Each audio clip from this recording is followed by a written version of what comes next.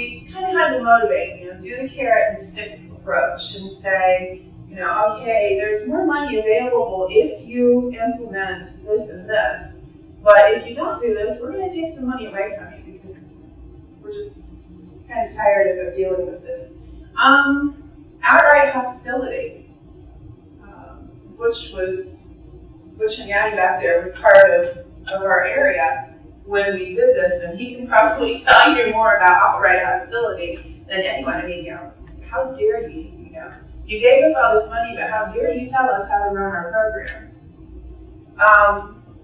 And finally, a good healthy fear of, does this mean, in 2002, does this mean you're going to cut us?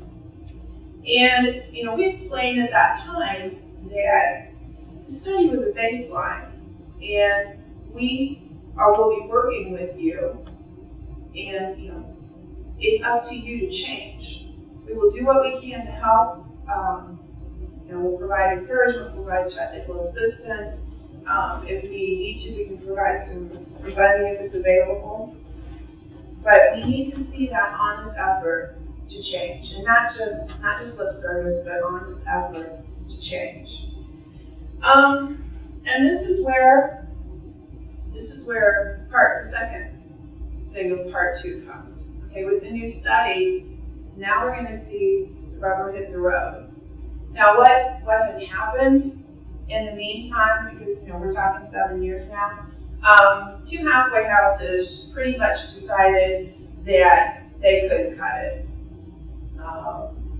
A mixture of financially, programmatically, it was going to be too much of an overhaul. They couldn't cut it.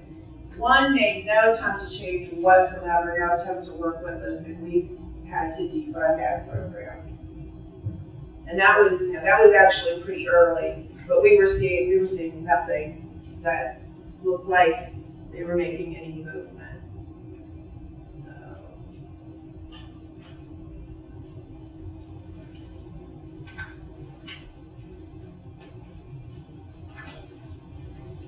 So we have a new study that the results will be announced this fall.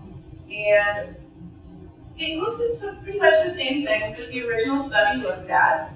The recidivism and what works in the individual programs, and what offenders do best in the programs. But this one is perspective. I mean, at the time that the programs themselves were studied, those offenders that were in those programs at that time are the ones that are now being looked at to see, okay, did they reoffend? We added a comparison group. The initial comparison group was folks who had been through prison. And now we've added the comparison group of folks who were in the Community Corrections Act program that are basically pretty similar to the folks who were in the CBCF at the time. And that was in response to some complaining by the CBCFs that you're not really looking at the same people, although when we did these studies, we basically took, this is a white male from Summit County who is 35 years old, who has 3 priors, and this is the same, has the same characteristics. This one went through a CBCF, this one went through prison. That's basically what the study did. But there may be some validity to their complaints, so we took those probation cases. We're not just looking at those folks who successfully complete this time. We're looking at everybody. Before, it was just a sample of the successful completers. So we're looking to see if having been in the program at all makes any impact on these folks. More reliable recidivism measures. Basically, what we had done in the past was look somewhat more at arrests, rearrests and so forth, and that kind of muddied the waters, in part because, frankly, arrest data is not very good. So, And finally, a much more in-depth examination of program characteristics, which really helps my bureau out in terms of looking at the programs and seeing which ones are doing really well, which ones still need some help, and which ones are pretty much unsalvageable. Okay. These are, once again, these are the questions that we'll be looking at.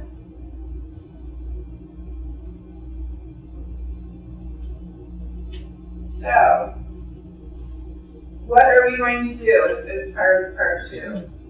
As I said before, we're going to continue to encourage those programs that did well, but for the most part, we're going to stay the heck out of their way. They figured out what they're doing, and there's no point in us really messing in there. Assistive programs are doing just okay. When I say just okay, they don't really seem to impact recidivism as a whole. But then when you dig a little deeper, they may be doing great with those high-risk offenders and crappy with the low-risk offenders. So what they need to do is figure out a way to lessen their impact on that those low-risk offenders, whether it's not take them at all, or whether it is to take them, but to keep them in the program for the minimal length of time and just not mess with them. Are they using appropriate models? Are they using, basing everything on using therapy as their main source of programming? Obviously, we're not going to continue to support that. So basically, what can we do and what can we change? And finally, and this is going to be the hardest thing because we've worked with some of these programs for 20 years. And so we're just going to have to, part ways and let go. This real quick question. What are some of the support programs and what are some of the assist programs? I'm sorry? You have encourage support in agencies. Or there's some different programs we're talking about, like is the halfway houses versus some kind of outpatient treatment, or is this like all programs in general? We are somewhat, if I'm understanding your question right, we're somewhat confined by funding lines, so it's not like we can pull funding from one type of program and shift it to another. But when I say, okay, for instance, what we've done in the past to support agencies that have done well. When those 3 agencies that I talked about in the halfway houses went away, the funding from them was shifted to programs that are doing very well. So, we reward and support in that way. And hopefully as, we get through the current fiscal crisis, then we will be able to even build more. I guess specifically my question is, the funding is not really just geared to a halfway house or a CBCF. It's a program that is showing effectiveness with all of the things that you guys want for an effective program. Just say if I have an idea for a program, and I have all of the things that your model present, but it's not in a halfway house, but it's a program. Could I receive support? Probably what would happen in that case would be our Community Corrections Act programs. We're looking at them to turn away from being everything about supervision and to be more about programming. And in that case, then they would be looking for intensive outpatient type of treatment. And yes, they are encouraged to look very closely at do the programs that you contract with have those program characteristics. Is that?